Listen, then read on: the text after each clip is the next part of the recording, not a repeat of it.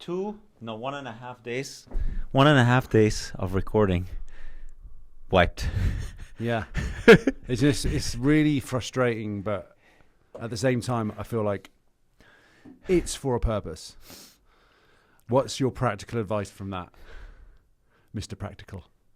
Bro, you could say things are not going the right way because we recorded for 2 days. Hard drive went out. Files were wiped. And today earlier as well, same thing happened. Just got 2 new hard drives from Best Buy. And I think the thing is, man, like, you plan something out and it doesn't work. And the first initial instinct is just frustration. Man, 2 days of freaking recording wiped out. That's the first instinct, right? That's because we planned that this recording had to go a certain way and it had to happen that day, and it just didn't work out. Reality mapped out differently. And it's always funny because you can be practicing, I don't know, awareness and meditation and your relationship with God, and then the day comes and reality happens. Everything just goes out of the window, man. Like you go back into freaking, oh my God, this is that. The quicker you can zoom out of that and regulate that emotional response, the quicker you're going to go towards where you want to go in life. That's literally, it's as simple as that. Mm-hmm. Not saying it's easy. No. But it's as simple as that. Like, how quickly can you become aware that you're back on autopilot and just acting out of pure emotion, and realize that it's exactly that what is holding you back? Because that's what life is, man. It's that game of reality throwing a scenario at you, and you either reacting aligned with who you want to be or purely based on survival emotions. Oh, I wanted to get that recorded because that is going to contribute to my professional career. That will ultimately get me to whatever the desire is, wealth or the growth of my business. And when it is not happening, my rational mind is now, the plan I have mapped out did not work out. Frustration. That in itself assumes that your rational mind knew what it was doing to begin with. Knowing how finite your rational mind is and how infinite everything, our entire existence is, will allow you to just freaking breathe and just take it easy. What if those episodes we had recorded were meant for us to get out something that leads us then to this conversation that maybe is a catalyst for something much better? But that requires you to put on a lens that assumes things are happening for you, not against you, and acting from that. What do you think? I totally agree. Although it's definitely difficult to accept that at the time. It's between, you know what, your faith's going to get tested, no matter what it is. And my faith was tested on this particular occasion with hard drive problems, with issues. It felt like, all right, well, I guess we're not supposed to do it on this day then. Never mind. Like, we'll push it for another time. And you're like, no. Tuesday, we record. We turn up. We have to figure it out. Something will happen. And something did happen. Those drives went down as well. But we had to find some kind of faith within that things were going to work out. Uh-huh. In this instance, we have to kind of let go of, well, first of all, I've got to let go of these files that this geezer's trying to find for me. Literally say to him, all right, no worries. Let's just forget those episodes and there's a bigger lesson here for us, which is like you just said, hey, maybe that was practice. Hey, top bins thinking. Sometimes in order to be able to get the shot that goes into the top corner, you got to practice and you got to hit the post, you got to hit the crossbar, you got to miss entirely. You've got to get used to shooting legendary shots. Mm-hmm. It doesn't happen unless you've practiced it. So for us to get to the creme de la creme, we have to wade through some crap on the way. Yeah. This is an instance of that. A perfect instance as well. Because the funny thing is, it doesn't mean you're not required to plan. You're absolutely required to plan. And we planned. Tuesday, we're recording. Last Tuesday, we said, or it was not last Tuesday, it was last Friday. We said, we're recording. Both days, we planned. We did what we had to do. We used our rational mind. In order to grow the podcast, we need to plan. So we planned, we sat down, we recorded. It didn't work out. So really what the rational mind seems to be for is to have a structure in place whilst inherently knowing, because we're using a rational mind, it is limited.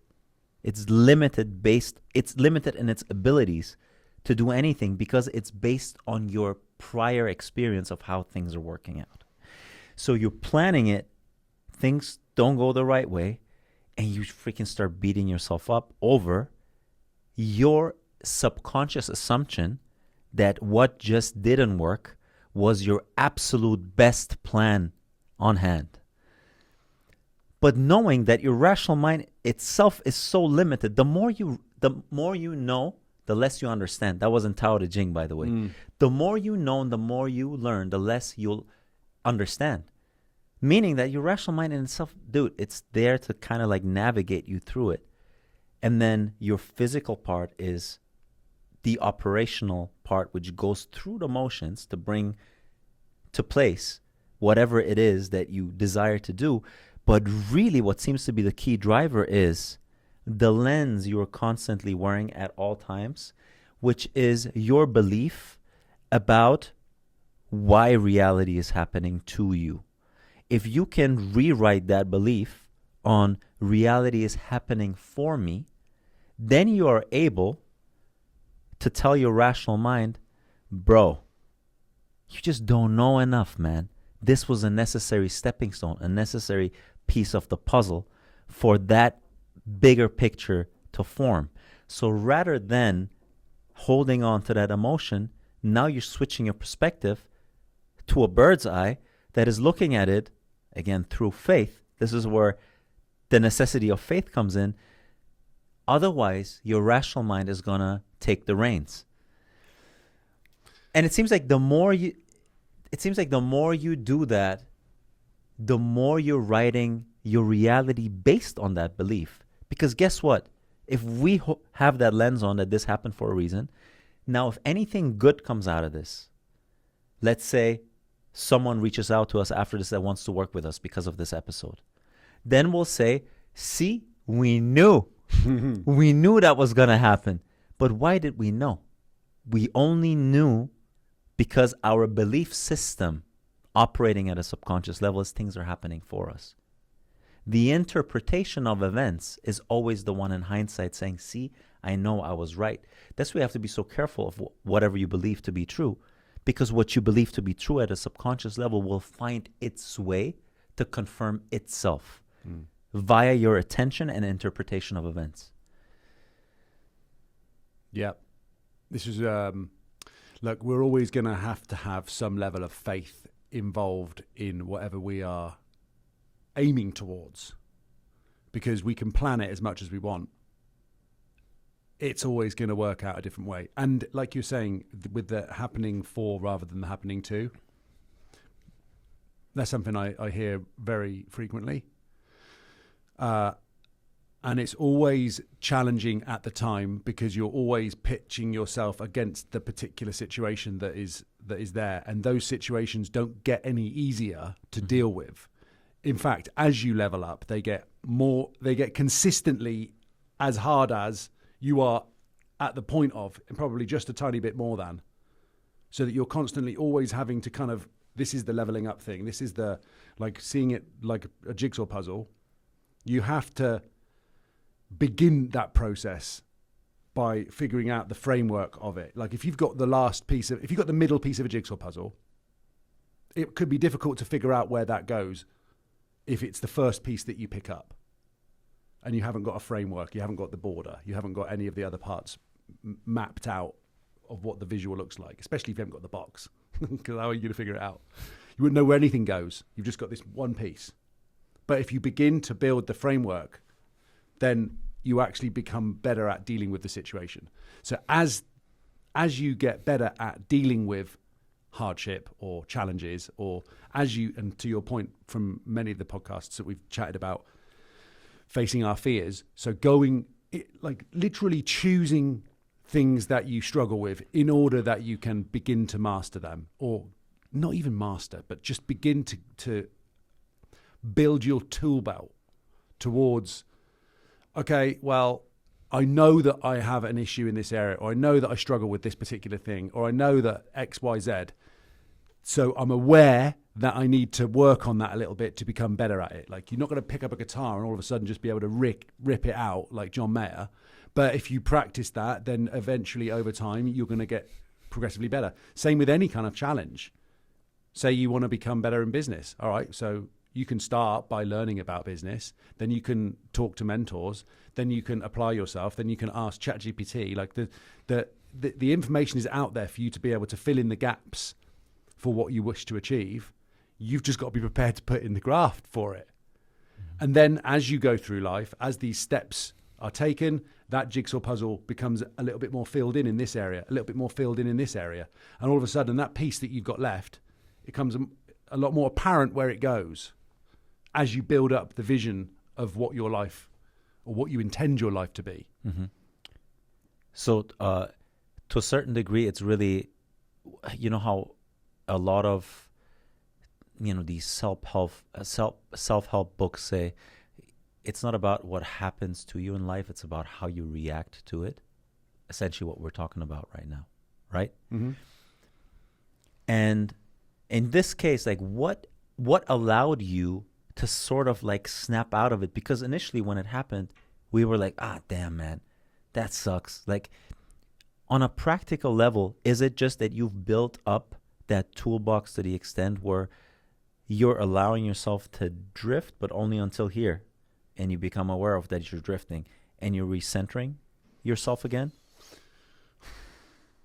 I think that if certain challenges would have arisen and I was on less sleep, or, various simple things have helped me be a bit more calm in situations of challenging times.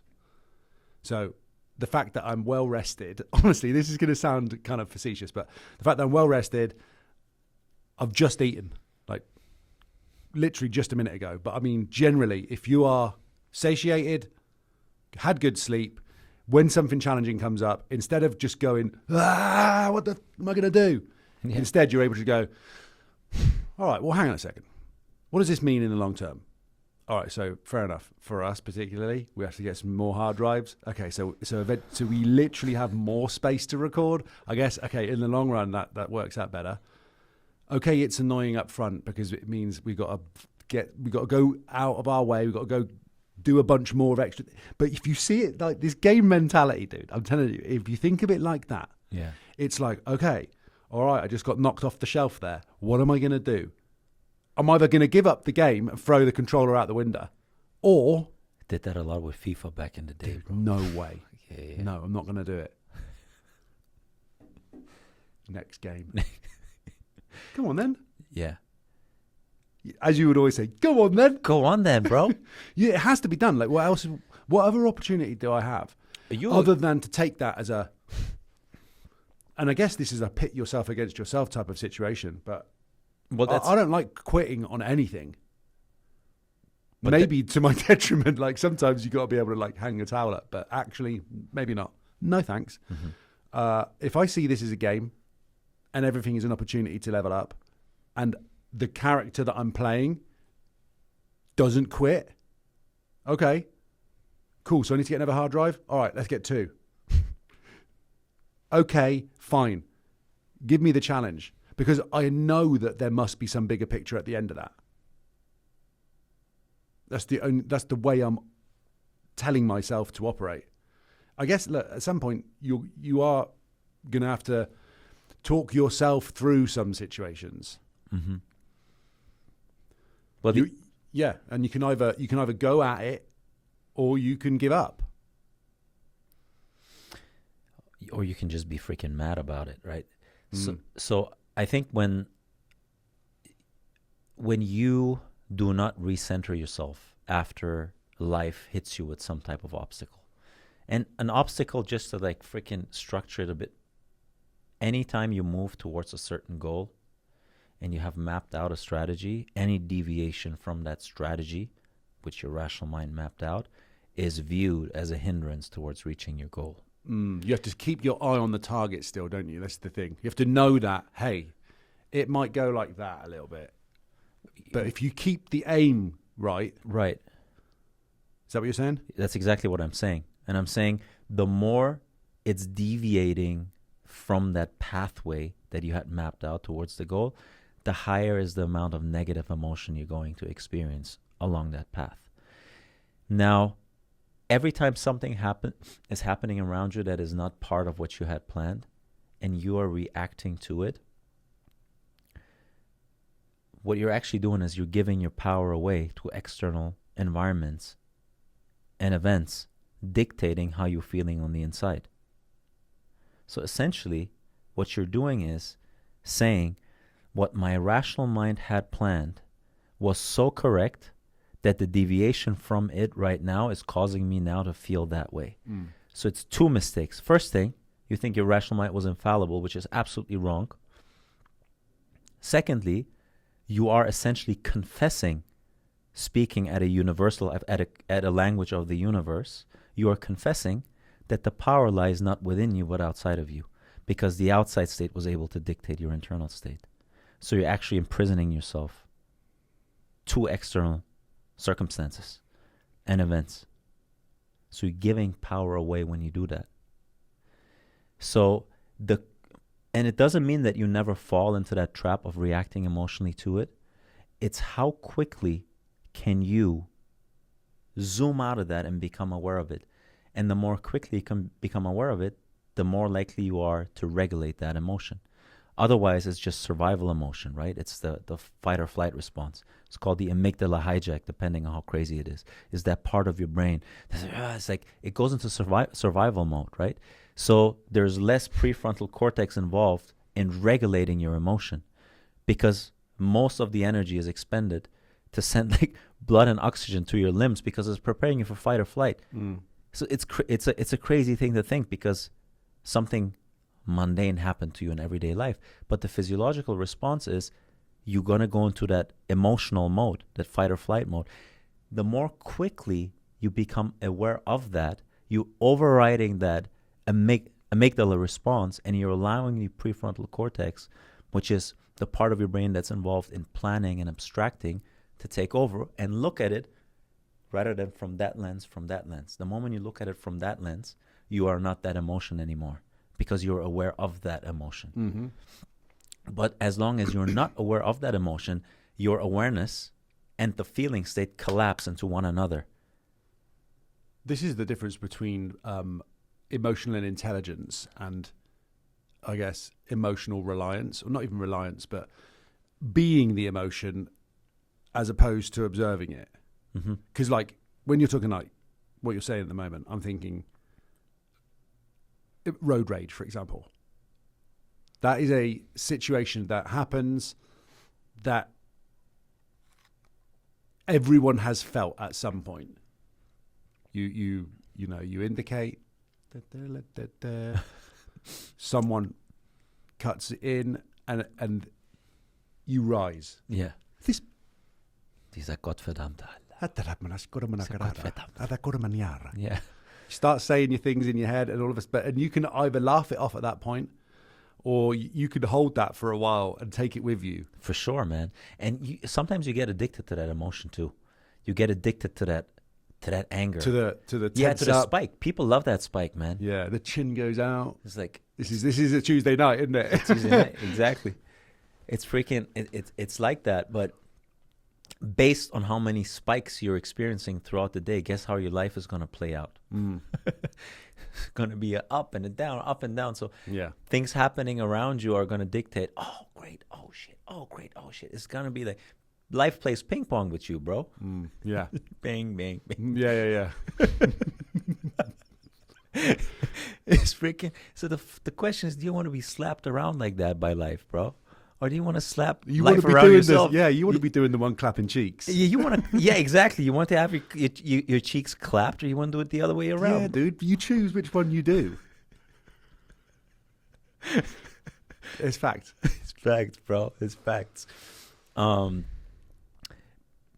think some of it is really understanding what is going on within you, like having that knowledge of what is going on within you, understanding these mechanisms. And the other thing is having that concept of the transcendental, having that faith. Because how do you know? Here's actually something comes to mind. With the irrational plan that it didn't go to plan, that makes you feel a certain way, you're having faith in that plan mapping itself out. Yep. Who says that the plan not working is not the quicker and better route to get you to your goal? So that's faith in the alternative. So it's either having faith in what you didn't plan or faith into what you have planned. I would say the latter is part of the ego. Oh, I knew it would work out this way. It didn't work out this way, so I'm feeling this way. Mm-hmm. So it's like, maybe you need to understand that your planning abilities aren't as great as you think they are, man. Yeah, and did it not always work out in the end? Like, that's the question, the big question, really, isn't it? It's like, but didn't it always work out? Didn't you get in your own way? Because what the hell do you know, man? You know? Well, and that's it. And the more I learn, the less I understand anyway. So it doesn't really matter. Seriously. Like ideally, it's a case of just, well, how about you just enjoy the process then? Like, we can go and figure it all out. We can go and read as many books as we want. We can listen to as many podcasts and listen to as many audibles and try and figure it out and do ChatGPT till we're flipping blue in the, you know what I'm saying? Yeah. You can go absolutely bonkers with it. I mean, if you're enjoying that, fair enough. I am thirsty to learn, for sure. I think that that's one of the most interesting things we can do to experience time on this planet, is absorb information from different viewpoints to learn greater perspectives. But we should also be able to have fun with it as well. Like, make sure that you enjoy in the process, bro. For sure, man. Otherwise, you're just putting yourself through unnecessary work. The work should be to actually enjoy that process and enjoy that journey. 100%. And it reminds me of identification over expectation. The more you expect anything out of your action or your game plan, whatever that is, the more you're tying everything that's happening along the way purely based on that output function. The more you're enjoying what you're doing and you're identifying with every moment along the path, the less your eye is going to be on the prize at all times. Mm-hmm. And the more easy you will deal with something like that. Because you don't view every hindrance as, oh, this is now as an obstacle on me getting that thing that I was expecting. It's like you're so identified with the process itself that you can just chill out, man. It's like you're just enjoying what you're doing. That is so true. And it's keeping the ego in check. It's to know that you're part of the thing, but not the entire thing. And it makes me think, again, of course, Tuesday, it's BMF on a Tuesday night. Yeah. We go to battle tonight, but it's not one person, except for Milan. It's not one person that succeeds with that team. It is the team. It's the way that we are with each other. It's the belief that we have in each other's capabilities. And then in doing that and in acting that way, we secure our success. Because it's the process of BMF as a unit that creates the win, not one goal. I mean, it might be one goal, but do you know what? That the way that you operate that secures the success. It's never going to be one person's role, and it's never one person's role in any pursuit in life. Mm-hmm. It's God's plan. It's the way of the Tao. Flow with it. Let it happen. Realize that, hey, maybe you need to go 3 goals down in order to win 4-3. Because you need the shot up the arse so that you go, dude, we got to sort this out. We got to figure this out. Mm-hmm. We need to bring Bonnie in, Rocket. Yeah. Or whatever it is. There's another way that there's always a grander picture being painted. When I when I was in the UK and went to go and get my visa, didn't take some paperwork with me, thought I'd be able to get away with it. Obviously not. They say, oh, you have to go and get this report and then, go do the thing. I was like, oh, man. My dad, when I got back to Swindon that night, said, let's go for dinner. He took me to dinner and he said, I don't want to get over spiritual with you, but perhaps there's a reason that you're having to stay for a little bit longer. And I'm like, yeah, Dad, I'm fine with it. I know that there is more purpose to that. Even though I knew that it was keeping me from where I wanted to be, where my rational mind wanted to be, which was sat back here telling you the story, which is where I'm at now. But that period allowed me to stay home for longer, allowed me to be with my friends, allowed me to be where, when my parents had their wedding anniversary, I was there, able to look after the cat. I had extra time in a place that I needed because there was a grander plan that was being acted out. And because I needed to, again, learn a lesson there, prepare, dude, go in with the actual correct paperwork. I knew deep down, but I needed the experience again in order to put me back into the frame of mind. Okay, fine. I couldn't get to the next level without that hardship in that part of the game. I had to re-defeat that boss. So would you say then the most important thing in life is maintaining that meaning when life happens to you and maintaining it based on a grander vision that is just beyond your rational understanding, but it's absolutely necessary for you to encounter this in order to get to where you desire to go? And is it the summation of reactions towards so-called obstacles that is where you find the joy and meaning of life? Yeah. And it's to know at the time that, like I just said, it always works out, doesn't it? Yes. Now, does it always work out? Yes. Does sometimes that not necessarily go the way that you initially planned it? Yes. And is that always for a lesson for you? Yes. Is it tough at the time? Yes. But is the ultimate purpose of that for you to grow and become stronger and become more resilient and to figure it out for yourself so that you can be better next time? Yes. Always. But that's absolutely true, and it's also absolutely assuming that that's your belief about life. As long as you do not hold that core belief about life and reality itself, this won't feel the same way to you when life happens to you. But you're so deeply convinced, and that's probably because of your ties to religion or God, your level of faith, that really allows you to believe that to be true. When you actually believe that to be true and life happens to you in a different way, it's much easier for you to recenter and rebalance yourself because you know of that grander plan that life has for you. So part of your ability to react to obstacles that way is your pre-existing relationship that you have with your higher self, with God. And that was something that you worked on and nurtured over a very long time. Didn't just wake up to that. I think for some people it comes maybe more easily to just believe in that. I think for you and for me, it's very much developed because we're so rational. So it's a lot of thinking and reading and science and spiritual texts and putting those together to the point where we're like, dude, the more we learn, the more we realize that, of course, we just don't know, man. So because we just don't know, it gives us a certain level of humility to say, oh, we also know that our plan to begin with had so many flaws in there that we couldn't see through our eyesight. But through our mind sight and in hindsight, we will be able to tell. Yeah, how absolutely delusions of grandeur do you have to be to think that any one person's got it figured out? Least not yourself.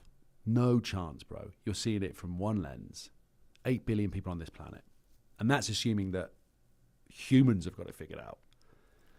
I don't know if I mentioned it before on this podcast or whether I just said it in conversation, but there's an episode of Star Trek where this signal is coming from outer space and Spock's there and whatever the other fella's name is. And they're like, we've got to figure out what's the signal? What is it saying to humanity? And Spock's like, what makes you think it's talking to humans?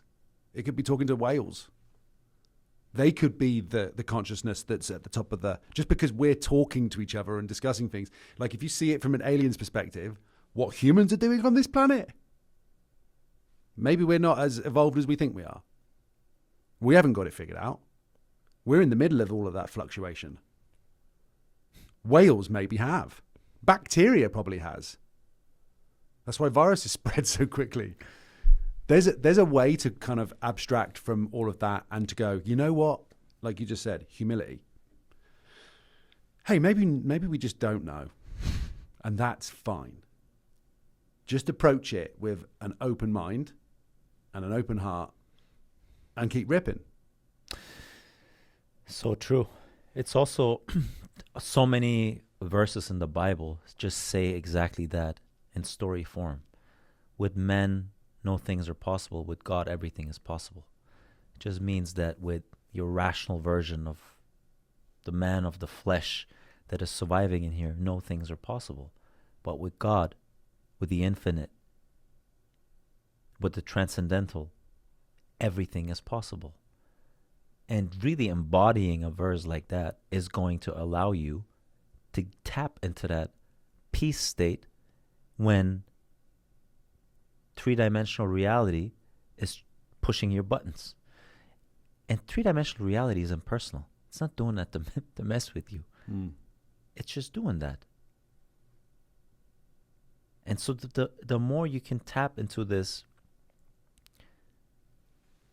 abstract, transcendental relationship with the infinite, the more you can just throw your hands up and just go with it rather than against it. The more you push against it, the worse it is, man. You're trying to bend the fabric of reality with your hands. That's the problem. Yeah.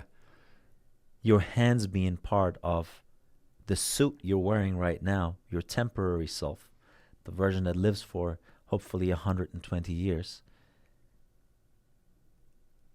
But really the thing that was before that is with you and is after that. That's the thing ultimately that you can lean into when you have a concept of God, when you have a relationship with the transcendental. However you want to shape that. For some people, for people it's different. Yeah, and you know what's interesting as well? Humans seem to be the only species that really struggle with this kind of thing. Nature's not struggling with it. Nature's just doing its thing. Animals are doing their thing exactly as they were meant to be created. Nature going through seasons, birth, sprouting of flowers, the seasonal. They strive towards equilibrium. Yet humans are over here just like tearing our hair out, being anxious, like worrying about things, being concerned, making sure that we're busying ourselves, that we've forgotten how to live. Be like, relax. Is that then the blessing and the curse of being able to imagine? Yeah. Because if you cannot imagine, you just are. You just are that in the moment at all times. But the beauty with imagination is you can imagine who you are. You also imagine who you were when you think back, right? This is the tree of knowledge. Think about the apple. At that point, we were given the ability to see ourselves. That's the story there. And with that, then came, oh no, but I'm naked. Let's go and get some leaves and put them over ourselves. Then they have the ability to think for themselves. That's a blessing and a curse, though. Yeah, it's a blessing and a curse, because you have imagination, which is infinite, and then you have your physical body, which is finite, and the rational mind, which is finite, which can be at odds to one another. Can be, don't have to be. Because your imagination, it planned out something, your rational mind operationalize that with putting a plan in place, and then the physical reality comes differently, so they're not coherent.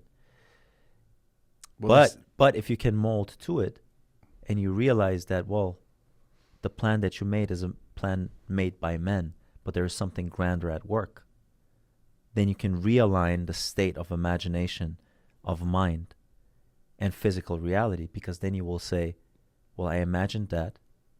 My mind, the way you react to it right now, is at peace. And physical reality had to play itself out for me to go where I imagined to go.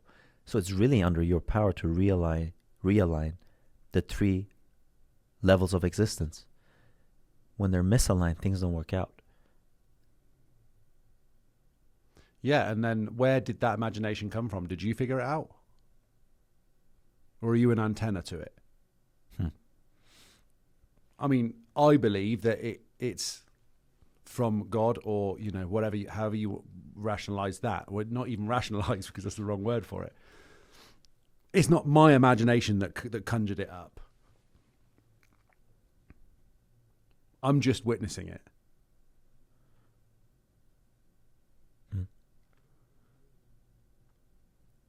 So it's like, well, you know, what way do I want to look then? How do I want to involve myself in that? Which is literally that game-like mentality of infinite possibilities of interpretation at all times. That's how you going to involve yourself. It's how you interpret that. And you have to be aware in order to interpret it in a way that is not autopilot. When you say be aware, just in your recentering of yourself. Being aware that right now you're reacting to the physical world, and by doing so, you're allowing the physical world to alter your internal state. You and I are convinced that the physical world is a world of consequence, and that the internal world is the world of cause. So by reacting to the external world and complaining about it, you're saying that the world of cause is causing you to feel a certain way. So essentially, you're saying that this three-dimensional realm, which is nothing but an outcome of your internal state, you're allowing it to alter your internal state. That doesn't make any sense. So you telling me that my hard drive was broken and I needed this? If you believe my internal hard drive? As long as you believe it to be true. There's really... I needed to get another internal hard drive. I needed it. to upgrade my operating system. You do. Constantly. Yeah. Where do we go from here then? We've got new hard drives, we've got new recordings, and we have a new way to think about things, which is, well, I guess it's not even a new way, it's just that we know that we will constantly be challenged. We know that as we level up, you reminded me of this before I even went home. And you said something about radical responsibility as well, which I think I need to embrace even more, which is in every area of my life. I desire to define excellence in whatever context I'm doing. How you do anything is how you do everything, right? Cool, got it.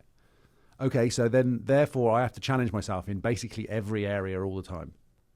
Otherwise I get complacent. Otherwise I sit on my laurels. Otherwise I get comfortable. I'm not prepared to do that. Mm-hmm. And how do you define excellence though? How do you Am I doing my best? Am I trying my hardest? Mm-hmm. Can I do better? And honestly, you know, approaching that with your end of the day review type thing. Hey, think back to today. How did you do in that situation? How were you in that environment? How did you react? How did you talk to that person? Were you a dick? Oftentimes, yes. Oftentimes, I'll know straight away after I've said something. I'll walk off and I'll be like, "Why did I say that? I could have reacted a different way. I was annoyed because I haven't got a fridge at the moment or something. Like I let something affect my output. So it's all a little challenge. Everything's a part of the level of the game. Right. Everything is. Including, like, if you stub your toe on the way out, you've got to then be like, that's annoying, but ouch. But also, I need to be more careful when I'm walking out of doorways. Well, everything is an opportunity. Everything. That's so annoying, but it's the truth. And the more aware you are, the more you can dictate your reaction to that event all the time. Yeah. Even so like you say, from small things that happen around you, like the thing with your toe, to, I don't know, bigger things like you're recording for 2 hours and nothing recorded, right? Yeah. The more you're aware, the more you're able to spin it in the way that you want to spin it. And, you know, to some degree, it's also, you don't want to give away that level of power, that anything around you can make you feel like that internally. The more you're able to stay centered, no matter what happens around you, the more you've mastered self. The more you're mastered self, the less likely you are to react to any feedback around you. And I'm going to throw in positive feedback too. It doesn't mean that when things are going well, you're not content with it. You're not registering it as something pleasant. It just means that you're not letting yourself be dictated based on positive or negative feedback. You know, there's this, don't the Buddhists say something like this? Whether it's positive or negative around you, you just react the same at all times. And I think part of it is, even if you if you feel very, very happy about something because someone gave you a great compliment, or you feel very, very sad because someone were trying to bring you down, you are making yourself dependent on other people's opinion around you. You're making yourself dependent on events that are happening around you. The more able you are to stay steadfast, the more you've mastered self. And there's no point where you've completely mastered yourself. It's just constant conversations. We're all having conversations where we get to express ourselves and then have some sort of a dialogue. All feedback is a dialogue, not a monologue. So whether someone says something nice to you or something mean to you, it's something that you can, as long as you can regulate your emotional response to that, understand that comes from their point of view, based on their experiences and their background and their, I don't know, cultural experience, their growth, their parents, etc. Like, that all comes, like, you can extrapolate either from any particular direction. Nothing is either good nor bad, but thinking makes it so. Shakespeare, isn't it? You know what I'm saying? It's so true, dude. It is. It's the truest thing. So take whatever you need from it. My brother is. I remember saying to him when I was like hell bent on accountability, I was like, right, every week I'm going to check in with 5 people, because if I do that, then I'll make sure that I stick to my health goals. I'll stick to my business goals. I'll pick one person from each area, and I'll have them be my accountability buddy. And I told my brother that he was one of those, and he was like, well, you know, I'm not going to be that guy for you. And I was like, oh, cheers. He's like, I'm living my own life, and I think it's great that you want to have an accountability partner, but I'm not going to be that person for you. He's like, sometimes you just need to kind of do the thing that you need to do and figure it out. Be accountable to yourself. Yeah. I'm kind of trying to place some of that responsibility on him to hold me to my standards. And he's like, no, you've got that. And he needed to rebound that onto me for me to go, oh, yeah, all right. I do. Okay, fine. Yeah, you're right. I do need to then, it's up to me. Mm-hmm. It's not up to him to make sure that I'm doing all right. Yeah, he puts the power back to you. Yeah. Have those people in your life. Have people that can help nudge you back on, but you can't place any of that onto them. Yeah. It's not up to them. They've got their own life to live. You have to be prepared to do the hard stuff yourself and ask for help when you need it. Mm-hmm. But he needed to tell me that, and I had to go, oh, yeah, you're right. That's annoying, though. And he said the same thing with feedback. He said sometimes, he's like, just put yourself honestly out there and realize that when feedback comes in, that it isn't to be taken one way or another. It's just feedback. There's noise that's going to be coming in. Take from it the signal, ignore the noise. What does that person mean? Like if I put a track out, I have to know that not everyone's going to like it. And the people that say, subjectively, oh, the middle bit was too long. Oh, this sound was hurt my ears. I have to not take that personally, and as much as I can, understand what the crux of what they're saying is. And then if I want to, potentially go in and work on that part of the track. Same with any feedback. No matter what someone says to you, you don't have to take it to heart, but you can take it to mind and go, objectively, maybe they've got a point there. Perhaps I could do a little bit more work on this. Perhaps I could strengthen myself in this area. Perhaps this, that, the other. But again, ultimately, it's going to be on you to figure that out. Yeah, I think feedback hurts. Negative feedback hurts more the less convinced you are about your abilities in that domain. The more doubts you have about something, the more doubts you have about something and someone is exposing those, the worse you will feel about them. And it's your ability to take that feedback that you're getting and looking at it non-emotionally. Sometimes maybe even sitting with that feedback for a few days before you respond emotionally to something, right? That's always very difficult because when we feel a certain way emotionally, we want to regulate that immediately. So when we feel that agony, we want to respond immediately to balance that out again. Yeah. So it's the awareness of that, and sometimes just sitting with it and cooling down before you, not reacting but responding to it, right? Yeah, getting hot-headed, or even like with a text message or with an email that comes in and you want to deal with it straight away. Mm-hmm. And what you really need to do is go, hey, you know what? Let me come back to this in half an hour because I'm hyped right now, or whatever it is. Right. I hear you. I'm like that. I know I'm reactive still. That doesn't change. Like sometimes it can serve you, but it's with text messages especially. Like when you put something out there, and somebody gives you some feedback, and it's exactly what you just said. If you're unsure of yourself in that particular thing, or it's something that you feel that you were vulnerable in the sharing of, mm-hmm. then you are sensitive. Mm-hmm. You feel exposed. And when the feedback comes in, again, if it doesn't align with what you'd initially planned, then it knocks you. Yeah. And also the more you identify with that particular identity on hand, the more you define yourself based on that. Let's say, for example, you as a DJ, the more you define your identity based on your ability to be a DJ, the more it will hurt when you get negative feedback on that, because it goes away from just the professional domain and it moves also into the personal domain, because you're like, oh, I am that DJ. That's how I go through life. That's my identity. Or I am that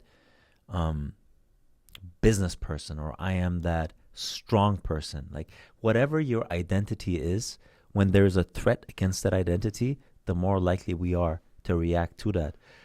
That's why a lot of the Buddhist teachings are about that. You shouldn't attach to any identity per se, because you will defend that to death.